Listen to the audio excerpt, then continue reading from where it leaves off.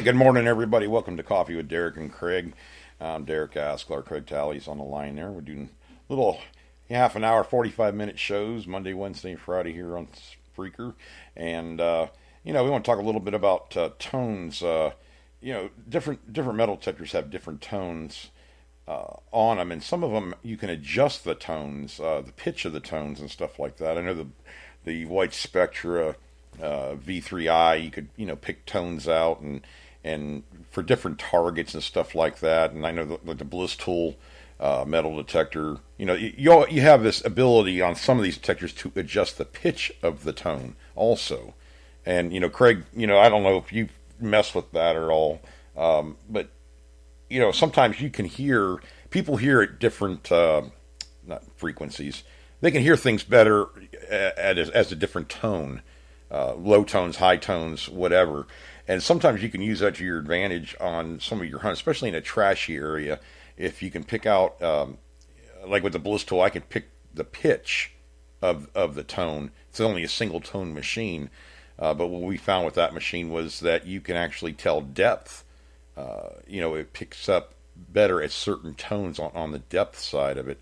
And that dealt a lot with soil moisture and mineralization and stuff like that. And Med showed that to me when I was over in Bulgaria, Craig, where we kind of scanned over. We knew it was a buried target. We buried it, but it was like a 14-inch quarter with that 7x9 coil on the Bliss Tool, and he left it the tone. It's the only thing he changed, but he showed me on there where you could, if at tone 5, you could barely get it, but he would turn the tone down to like 0 or 1. And it actually came through clear, and the tone itself was crisper. And what he had told me was if you dig a deep target on your hunt, that morning or something, you get a really kind of a deep target, even if it is just a piece of scrap aluminum or whatever. If you realize it's deep, mess with the tone a little bit, turn the tone down and see if the tone comes back better or worse or whatever, and find the adjustment, because you can actually adjust from 0 to 10 on the Bliss. So you do that, and you would leave it in that tone the rest of the day. The EMI had something to do with it also in the area. It was a way of fine-tuning your machine, and it really worked good for me, and I do that a lot on the hunts I'm on. If I can find a shotgun shell, Craig, at 10, 11, 12 inches down, and it's I can turn that tone knob, and if the signal gets clearer, a little bit clearer even, I will leave it at that tone and hunt the rest of the day with it, because this is going to give you an advantage. I think the White's Spectra did that to a certain extent. I would run that machine. You had the ability to set a tone for each VDI number, and on that machine it went from negative 95 to 0, which is mostly your iron range, and then 0 to positive 95. And these are VDI numbers where I could pick whatever tone I wanted on these individual VDI numbers. I could pick it, or I could just turn off the sound to the negative numbers or whatever numbers I chose. And you can do this too with the White Spectra. It's just it's more ammunition for you to set up your detectors the way you want. And sometimes doing this, essentially you could almost run an all metal in a way with the Spectra V3 from White's there, but you're just turning the sound off. So it's kind of opening your machine up more. The more discrimination you guys use on a machine, it takes away from your depth a lot of times. And you've probably noticed in some of the videos and stuff I've been watching, even with the Equinox, if you change between park and field and beach and all different modes, sometimes it does dramatically can change the way that the depth of your detector can pick up stuff at. And for some it's more noticeable than others. It just depends on your hearing. I'm losing a lot of my different tones that I can hear, Craig. I don't know if you're having that issue or not. I fired a lot of guns and stuff like that over the years, and loud cars and music and everything. So I've lost. I don't hear certain tones very well, or maybe not at all. So I mean, I have to be careful of that. I know several of you guys have mentioned having to get Well, hearing aids and stuff. I think as you get older, whether you got hearing damage or anything, you start losing your high tones, as you get Hmm. older, and you can hear the bass ones better, or the lower tones better. Yeah, I found Uh, myself going to the low side on the Bliss tool, like 2 or 3, and I know that, like Darren Groves and a lot of other guys are using 6. I can hear the higher pitch, but I get more information, more nuance from my hearing at a lower tone. And that does play well. Like with Mind Lab machines, the E-Track was one that I just couldn't wrap my mind around the sound of it to get the information I needed, where other people didn't have a problem with it. And these machines all, I mean, God, there are some great machines out there, even by today's standards, that people are making a lot of great finds with, and they still work good. I think that's why Craig and I push you guys to, if you can't afford one of these machines new, get online, and there's a lot of machines for sale out there that are top quality that you can sometimes get into for hundreds and hundreds of dollars less than what they would be new. Uh, I saw Deus for like $1,100.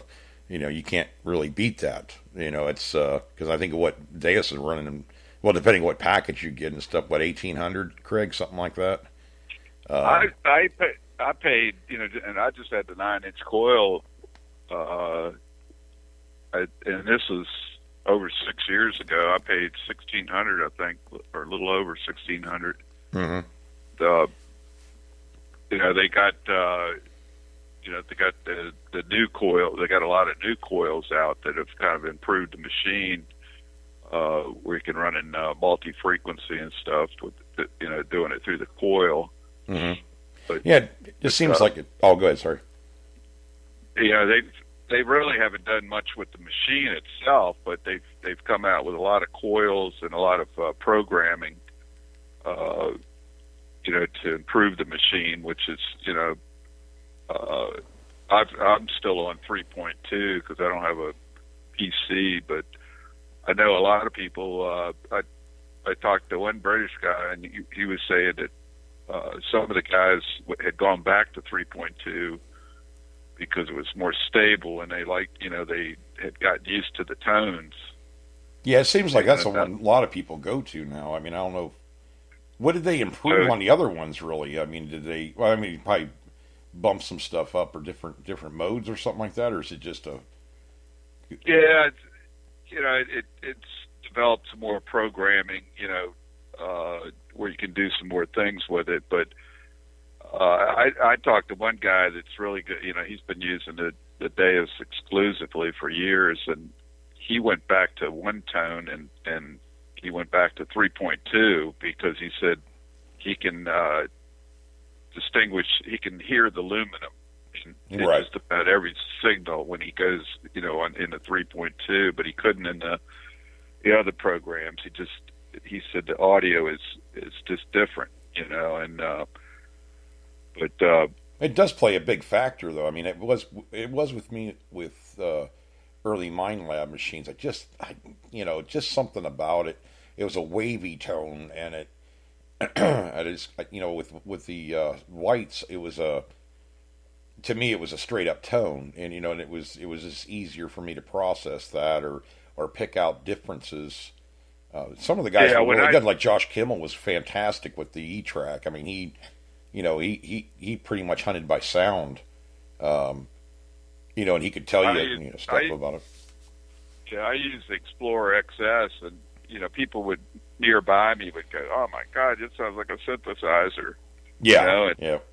And I liked it. I just the second machine I ever had was pretty much like that. It was Tone ID, and I kind of like that with I run the Deus in full tones, and also the Equinox has got the tones. I just like it that way. I don't know. Some people don't. Well, I think in some ways personal preference. Yeah, it You kind of know, opens your machine up a little bit too. I mean, it's kind of taking the restrictor plate off of it is allowing it just to whatever it wants to throw out there. If what you I have a found is, mixed batch in the ground, yeah, what I found like with the Equinox and the Deus is, you'll be going along and you'll be in an iron patch and you'll be getting grunts and, with the Deus, it'll go, but with the Equinox, it'll be making kind of falsing sounds, but you'll hear every once in a while, the good signal bleed through and you'll hear the higher tone. And the same with the Deus, will be in the middle of the iron. And as soon as it hits it almost like picks out the higher tones or the other targets in the iron. You can almost zero in on them that way. That's a good tell too, because I was noticing that even with the Simplex when guy was saying, I don't know if I dig that, but what I was hearing even over the video was bing, every so often bing, bing, and it was always in the same spot, and I'm like, that's a tell. That means there's something in that hole, if it, and I have to use the machine to figure out if it does it all the time, once in a while, or whatever.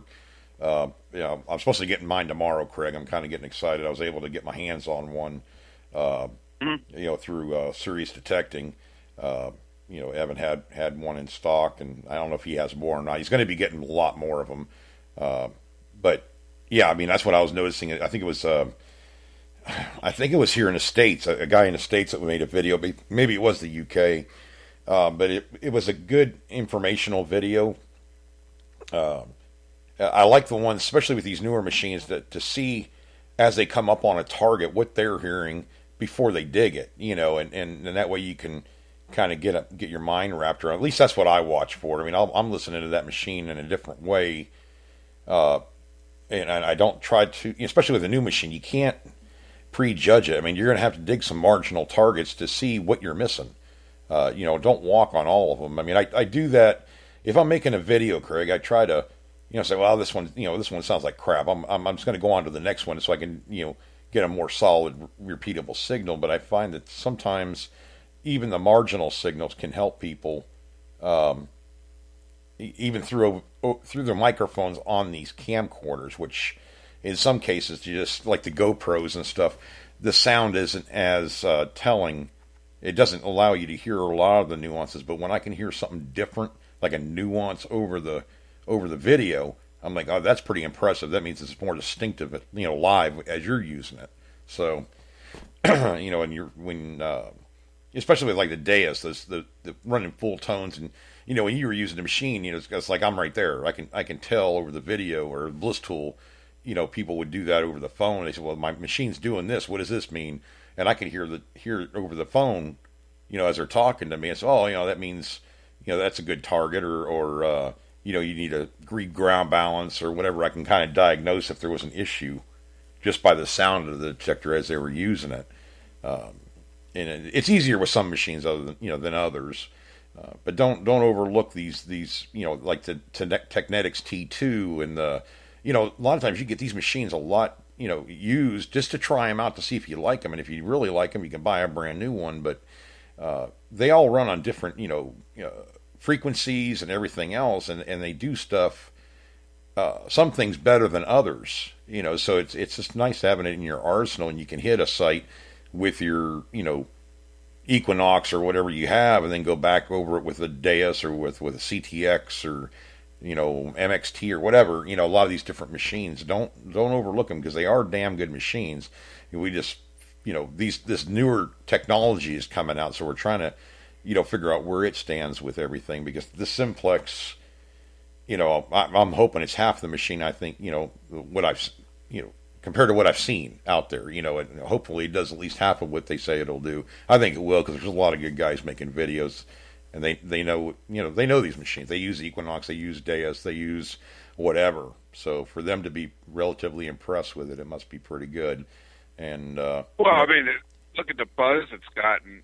When it's come out. I mean, in the price range, it's just incredible. For a machine like that. So.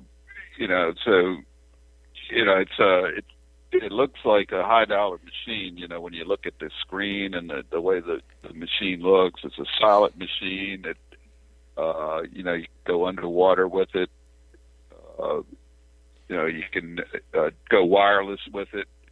I mean, you know, those things are more into a high-end machine. You know, having right. you know, you know, maybe some middle of the line machines like $500 or $600 range have waterproofing, but you don't see the low end machines having waterproofing. You know, on a machine. You know, it's definitely the hottest machine going. You know, everybody, you know, is tearing the machine apart. You know, I've seen so many videos over in England and stuff on this. They've been testing it. They've had a lot of guys testing this for like, I think 3 to 6 months before it even came out on the market. Yeah, I don't think it unmasked as good as, you know, like the Equinox is better at unmasking, obviously. I mean, we're not, you know. Well, I mean, they have. Sorry, guys. You know, that's their low-end machine, and right, they got flagship machines like, you know, the Amphibio, and I was watching, you know, the quarter hoarder was put out another video yesterday, but he was saying, you know, he was showing the AT Pro, which is the machine he's been using for a long time. You know, well, most of the time he's hunted over the years, and he said that he has several videos with the AT Pro, you know, lined up before he gets, and then he said after that, I'm you know, everything's going to be on the Marco. Right. Well, I think it's so neat that it's affordable. I mean, all you guys and gals out there that are trying to get into the hobby, or, you know, I got mine for, I think it was $259. I didn't get the wireless headphones because I run Killer Bees and Sunray Golds, and I just, you know, just figure I'd stick with my regular headphones. I enjoy, you know, I like those. They're good. I understand, you know, I like the sound that comes out of them, kind of thing. But you know, I think it was $339 with the wireless headphones, and they're like $100 and some set of headphones on the thing. I think it's if you bought them separately. But yeah, I mean, for under $400, you can buy a machine that you can kind of grow into. Your kids can use. I mean, what more can you ask for? I mean, to get that level. Yeah, of... it's not a cheap looking machine. No, you know, a lot of the kids, you know, they get, you know, the parents get them these toys. Basically, you know, This thing isn't a toy. You know, it actually does something. It's something that a kid would like. You know, he's going to look at that machine and go, "That looks, you know, that looks a lot like my dad's machine." You know? Right. I mean, it's just it's a buyer's market out there. I mean, it's for us to pick and choose out there. To, you know, it gives us options, and, you know, it folds up and everything else. So it's like an Equinox. I coached tennis, you know, for most of my life, and, you know, tennis rackets are kind of like you know, metal detectors. You know, everybody thought that, oh, you know, I'll get this new racket, you know, and I'll be playing better. And, you know, the kids didn't want cheesy looking rackets. They didn't want kids rackets. You know? Yeah, don't give me the hearts rackets and baby dolls on them. Give me something that's tough. So, I mean, that's just the way, you know, just the way kids are. You know, I was kind of like that when I was a kid. I didn't want all this, you know, junk. I wanted the good stuff. You remember when those guys were laughing at me a couple of years ago because I had set up a machine for my wife, and it was a Blistol, but I mean, she wanted it pink camo, and I put that on. Well, I needed it during a beach testing that I was doing. Me and Mike Miller, and she was there too. She was filming, and I said, I'll use the V5, I guess, but I don't mind using a detector, even no matter what it looks like, as long as it does something good. So I was out there with a camo pink metal detector, out there metal detecting. I'm like, hey, but I'm finding stuff. That's all that matters, you know. Yeah. Hey, Yartifact Digger had a question for you. He wanted to know, he said, Craig, what was your results with the signals that only sounded off in one direction? And I'm assuming it's with the Equinox. Did you ever... were they good targets? Were they... A lot of times, you know, like if it's deep, it'll come back in one direction. A lot of times it's nails, really deep. It has a hard time most machines have a hard time discriminating at depth, real depth, but I've been able, like, I'll give you an example. I got a signal that was reading about 17, 18, and I was kind of surprised because it was on that site down the street, and I was like, whoa, this is a good signal, and I dug down. Well, it turned out to be a carbine, a Sharps carbine bullet about 9 or 10 inches down, and it gave a good tone. And when I opened the plug, first thing I saw was a nail laying straight across the middle of the hole, and I pulled that nail up, went back over the hole. The signal was still repeating in both directions, and I got a little bit further down in the hole, and there was another nail. I think I dug 3 nails, big long nails, and they weren't square nails; they were like the round tip. Mm-hmm. But that's pretty impressive. Where you get a signal with 3 big nails in the hole, and they're above. They were at least probably 6 inch. One of them was probably 3 inches down. The other nails were down probably 6 inches down, and then the bullet's down even further, about 9 inches. So to pull that signal, that high tone out of that, mess is pretty impressive to me. If I get a signal and it sounds anywhere good in one direction, I check it, and especially if you're in an area where you're starting to lose, where you're running out of good signals. If you get a good signal in one direction, you dig it. It might be something good. Take a chance. I do that all the time. And it kind of improves your ear over time on hearing what the machine's telling you. I always try to dig at least 10 of those a day. I mean, if you're in a trashier area, a lot of ground contaminants and nails and stuff, it's good to dig up a few of that just to see if you're missing something. Because man, if you get one good thing out of 10 holes, that's pretty doggone good. I mean, at least you have a tell that you can kind of pick out the nuance in it, whether it's it's a spitty during the swing, or if it has a random appearing, like every 2 or 3 swings over it sounds off good. It's worth checking out, I would think. I mean, I think a lot of people. Well, I don't know a lot of people, but some people, especially when you first start out, you don't tend to dig those marginal signals or those junkier signals that may or may not be good. You're kind of waiting for that meter to hit right and the sound to come back right. And I always wait for the modulation of it too, Craig. I know with the Quest and the Bliss tool, and that when you go over something non-ferrous in a junky area, the change of the modulation of the tone, it's the bassier or whatever. It happened in your yard when I found that bullet. It was like it was so noticeable. It was so different of a sound. It just popped out of It just banged almost. I think we got a couple pieces of aluminum siding too, or something like that day. But it was still non-ferrous stuff, and that to pick out in that minefield you called a yard. And Craig's yard in Alexandria was horrendous. I mean, I need to put that video back up. It was just like every square inch, was a nail. And all of a sudden you get this one good signal. Plus all the EMI. Yeah. I was on the corner. I had a corner lot, so I had power lines running, in the front and on the side. And the Wi-Fi, oh my God! Everybody's running a router box every which way, and those are extreme situations. Like up here in Middletown, the houses are much further apart, and I got a much bigger yard, and there's not as much interference. Plus, about 6 or 8 months ago, they put in new lines, and I noticed a difference in the EMI.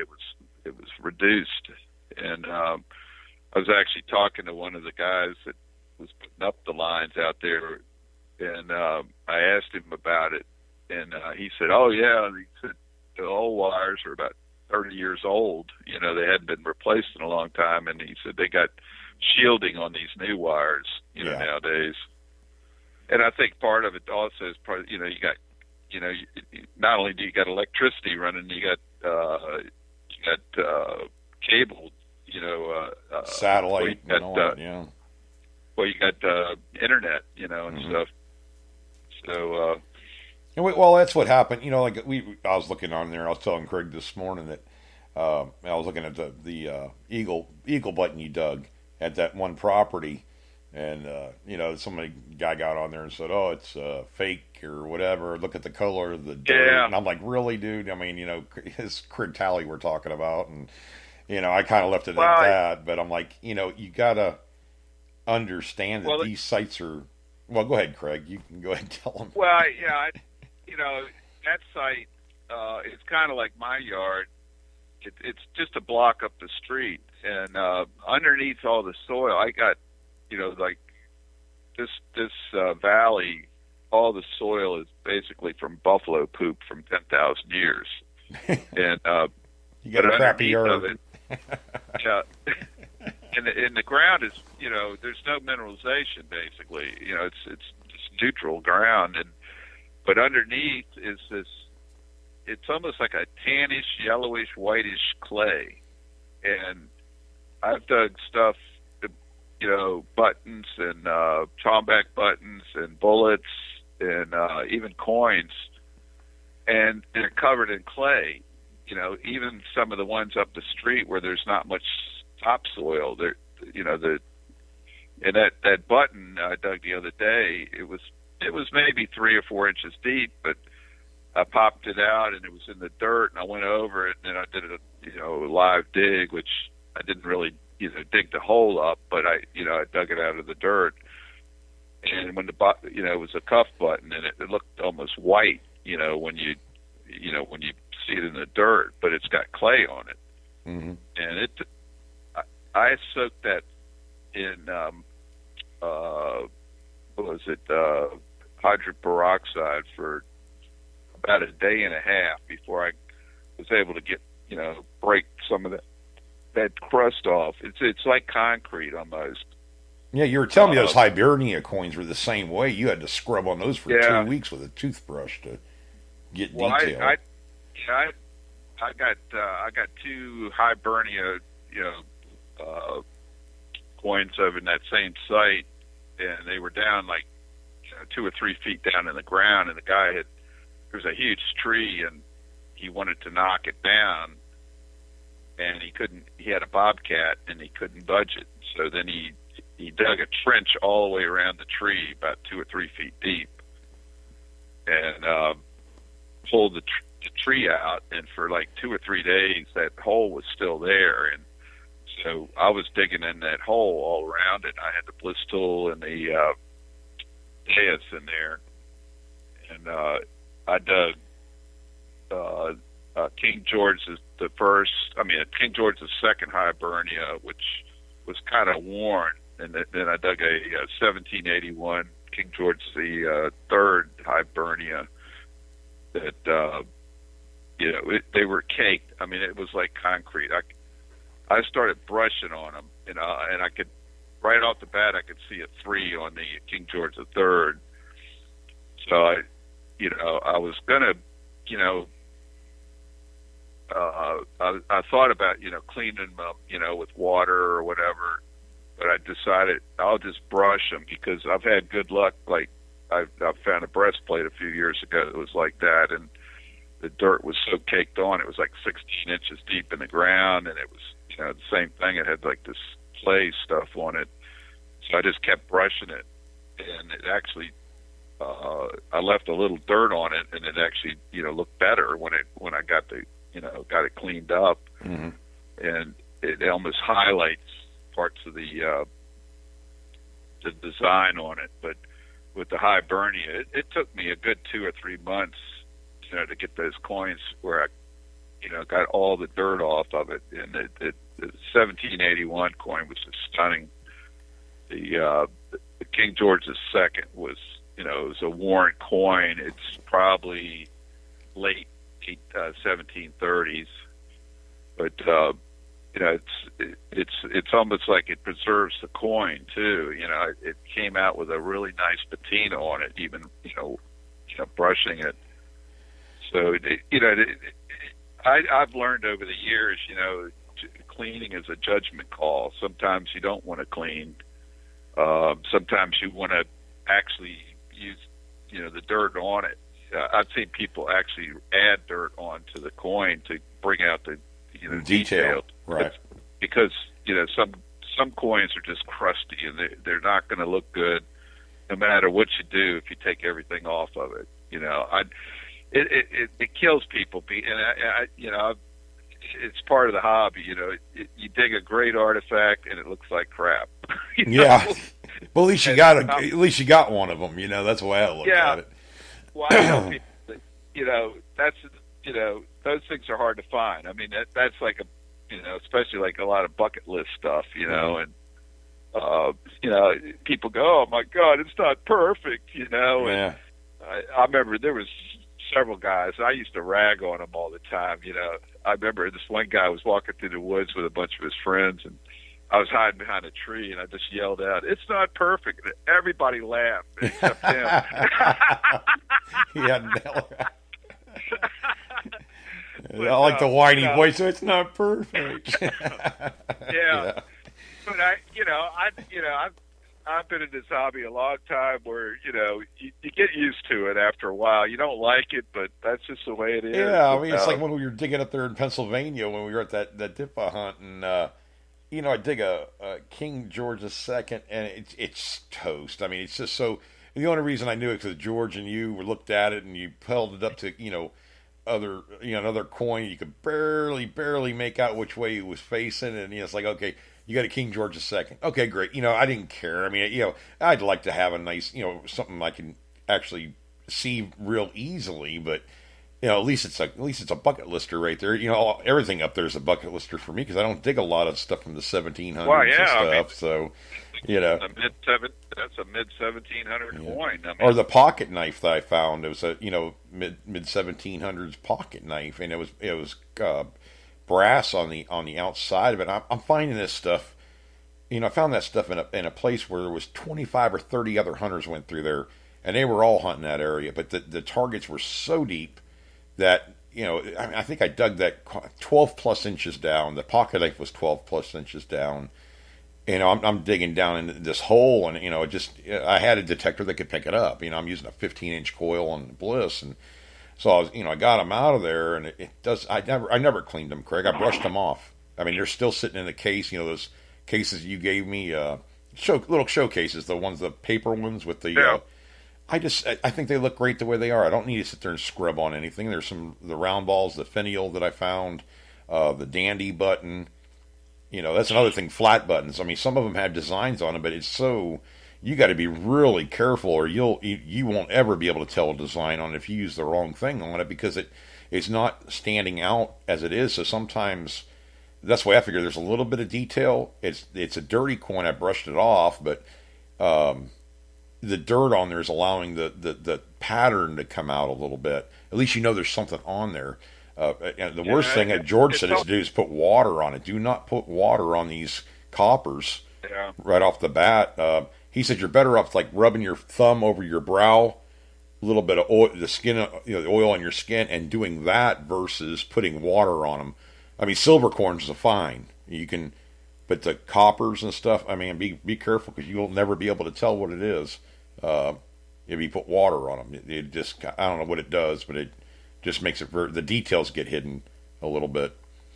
It kind of those coins a lot of times get kind of porous, right. Because of the ground action on them, and it just water just doesn't work. And no foo-foo juice. No foo-foo juice. Yeah.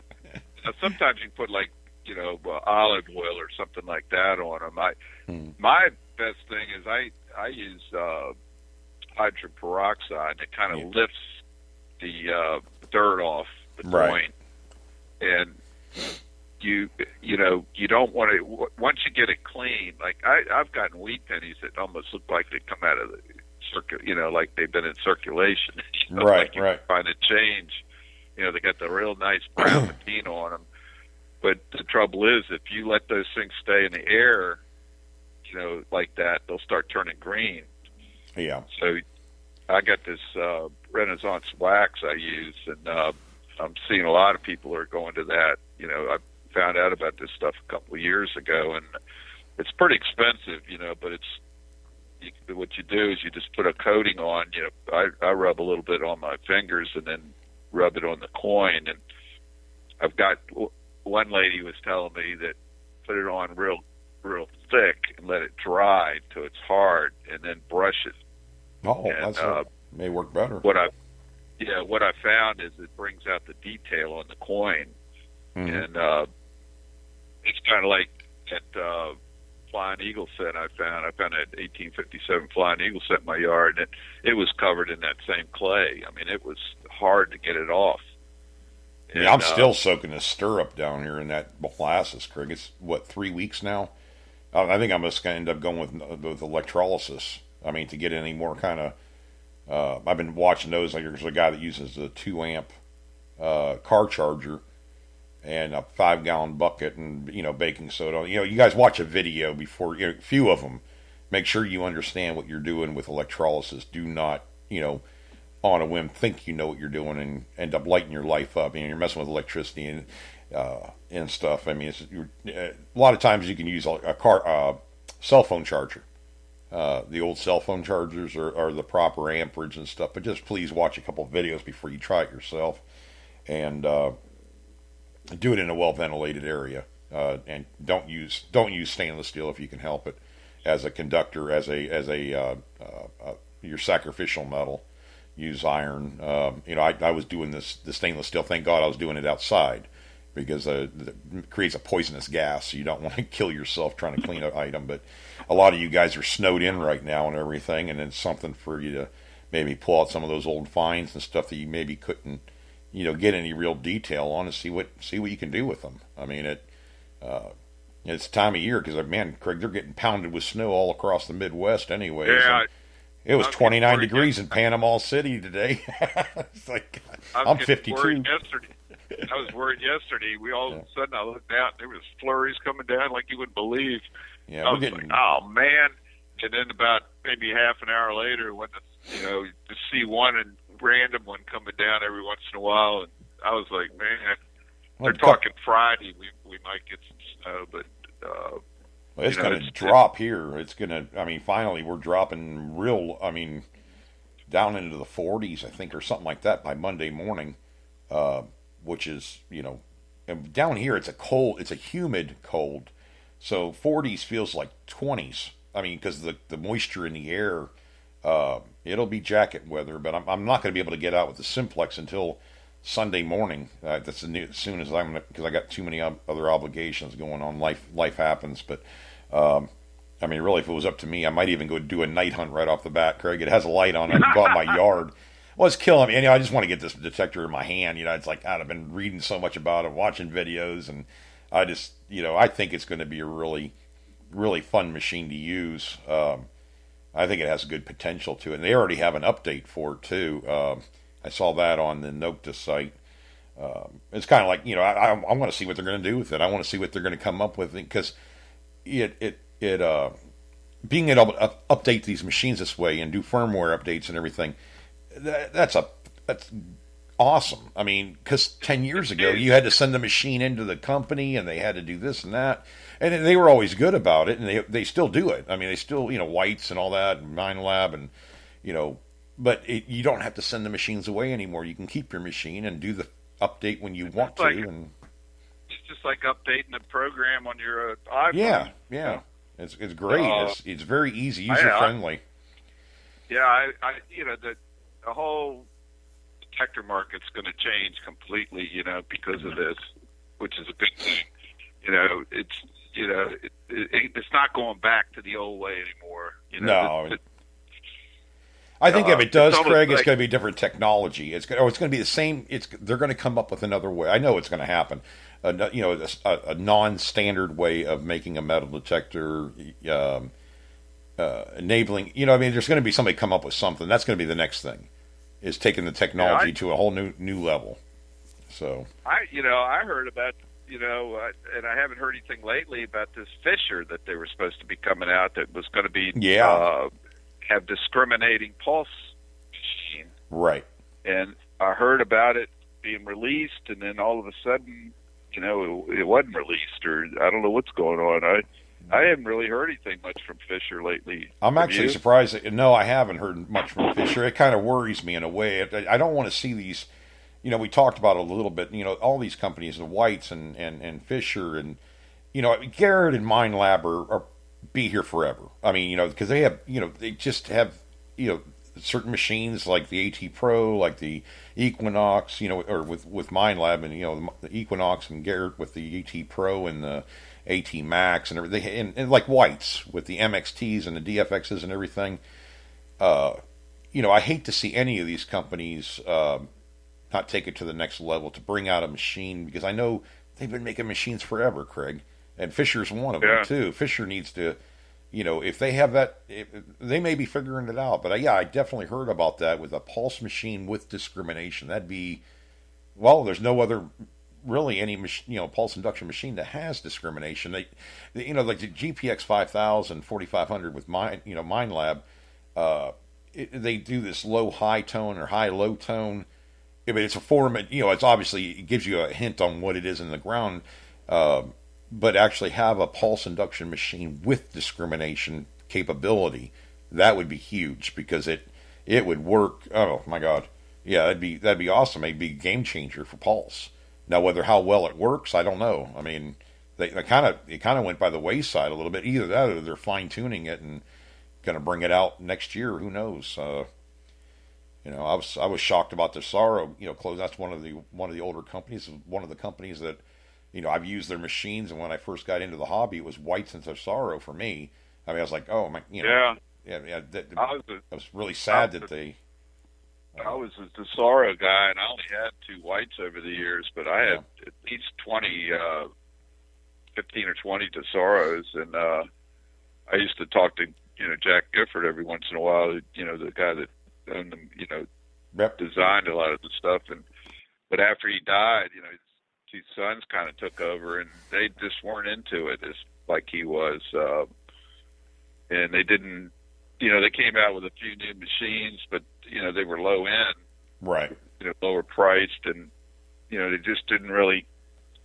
There's a huge core of people that are loyal Tesoro fans, and I made some unbelievable finds with Tesoro over the years. I really liked them. I had the underwater machine. The Toltec 100 was one of the nicer machines I had over the in the early days. As far as a meter machine. I think there's a lot of machines out there, Craig, that never get. It's so hard to market these things. It costs so much money to start up these production lines, and I'm sure it's a huge undertaking. But I know that there's a lot of good electronics guys in this country that make these. They're probably detectorists themselves, and if you have ideas, man, come up with something and chase it a while. The trouble is MindLab and Marco Nocta and AS have kind of they've gone high tech. I mean, it's way beyond what anybody in the United States is putting out anymore. Well, yeah. I think Whites has been around the longest. I think they need to. I'm looking forward to them coming out with something different. Maybe it's just a hope, but they've always been a solid company here, and they still are. I mean, absolutely, Whites is going to be here for a long time, but I'd like to see them come out with something that can rival some of these other machines. At least stand its ground with them. As far as this new technology. They got their flagship machine that's been around for 10 years, and it hasn't really changed. And it's look at everybody else. How many machines have people are updating every 3 or 4 years at least. Yep. And coming out with different price points. And I talked to a couple of Whites dealers, and they only like. There's a lot of guys that sell machines. They don't want to sell foreign machines. No, I don't blame them. It's a different game with that. I mean, believe me and Craig are in that. It's not it can be not a fun game at all. I mean, it was it's very difficult. I'd love to have a U.S. company that comes up with its a new machine and does it over here. I just don't see it. I just don't see anybody. I got faith in them. A lot of it's patents. Lab has grabbed up so many patents that they're using it against people, just like the tech people do. Yeah. You violated my patent, so we're going to knock you down. Take you to court over it. Yeah, so it's I don't like it, but it's just the way it is, and it's kind of predatory, but it's not good for the hobby, I don't think. But the only way it's good for the hobby is the buyer's part of it, where they're coming out with these machines that are better. But the patent thing, Greg, that drives me crazy because it's limiting maybe some possible new thoughts or ideas on how to make these things work better, but they can't chase it because of the patent. Like you're saying, it is very frustrating as a buyer of metal detectors, as a hobbyist, that you're limited because of the way the way they do things. It's a very, I've always said it's a very, not I would say vicious, but the sales side of the hobby, it's not something I want to be involved with anymore. But using them is great. Patents are very expensive to get. And Mine Lab is basically a mining consortium. With Mine Lab is they're huge. Just a part of, it's just a small little section of that mining consortium. But they got world class lawyers. I'm sure that they protect their intellectual property, on everything. Oh yeah, over protect there. their investment. I mean, can't blame them for that. I mean, at the same time, I don't like it. As far as it kind of hurts a hobby, and we'd like to see more competition. Really, I mean, we don't want less; we want more. Oh yeah, because it makes it good for us. I mean, we get more of a choice, more of a different styles of detectors, different kinds of detectors, frequencies, everything else. And I don't know. I think it's good for us in one way because it's for the buyer of the detector. But I don't know. It can be a vicious little circle. You're definitely going to see the market shift because of this. Cell phone type displays that are on the. Everybody's got like these little cell phone packages now where all the electronics are in a small little light package instead of this big box, or even a smaller box, Well, there are many computers now. I mean, really, when you think about it, your cell phone is you can do everything with now. Yeah, it's just like putting an iPhone or a Galaxy on the sticking it on your detectors. Hey, don't think that's too far out of the realm, Craig. Because I was thinking that they have. Why wouldn't you be able to do that? I mean, if they come up with a cord, plug it into the phone and run an app. I mean, I don't know how well it would work, but. Well, this company called Air Detectors, it's still, they've got, basically you can use an iPhone or something with an app on a stem to run the detector. Right. I saw a thing. They're still, I don't know. It's taken them a couple years, but they're actually had one test where they were making the machine sound like other metal detectors, like a Garrett and Mine Lab, different things like that, and Deus even. Huh. So, what if they could? What if you could have a machine that would, incorporate three different machines into one? That'd be awesome. That'd be pretty cool. My God! Yeah, run them all at the same time. Oh my goodness! Now you're just dreaming. Sci-fi. But I wonder, who knows? I mean, this is kind of new technology, with this. Using these chips like this, with these faster chips, and I'm kind of waiting to see if somebody can get around some of the depth problems, like the inverse square ratio and the signal to noise ratio, because that's what affects depth and putting power into the ground. If you put too much power into the ground, you get feedback, and then you lose depth. So. maybe it'll fine tune them a bit more. It'd be, yeah. Maybe they can control the noise and still put power into the ground. That may be something they can do with filters and stuff down the road. I'm sure they're working on it. I mean, oh yeah, absolutely. I have no doubt about it. I think they're always looking for new ways of doing this, electronic stuff. I mean, it's so far out of my wheelhouse as far as the, transistors and diodes and all. They're using all other stuff now. I have no clue, but the ideas for it. I mean, there's got to be guys working on some stuff, I would think. But yeah, Craig, we're going to wrap it up here. We're already about 10 till 8 here Eastern time. Thank you guys for listening. Be sure to like and follow the show.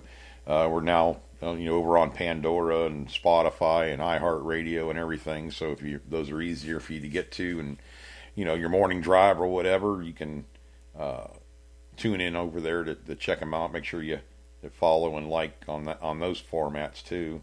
I have no idea if that helps us at all. It seems like it does. At least I can see who's listening where, what they're listening on. Because I think we do a lot more mobile phones. People are listening to the show off their phone, which is kind of 74%.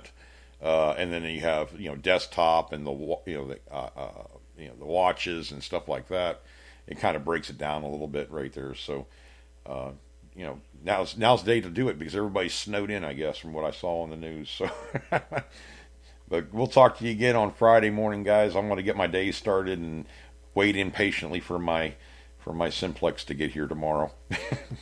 We'll give you a rundown on Friday. All right, bud. Check your mailbox every 5 minutes. Yeah. I feel it's like at Christmas time, get a present. So, anyways, guys, thanks for listening. We'll talk to you on Friday morning, 8 or 7 a.m. And, of course, on Saturday night, we'll do our regular Hardcore Metal Techniques show at 8 p.m. So have a good day. Try to stay warm and be safe out there. Have a good day.